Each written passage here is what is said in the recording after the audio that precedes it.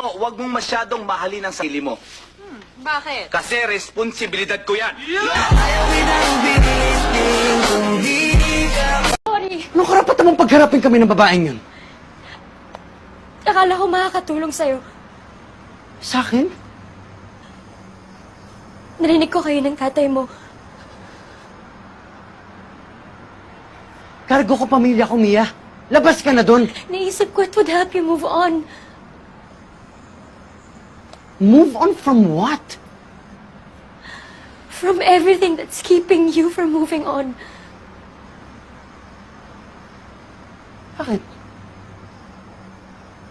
Ano bang alam mo sa nararamdaman ko? Alam mo ba kung anong mga pinagdaanan ko? Hindi. So stop acting like you know my pain.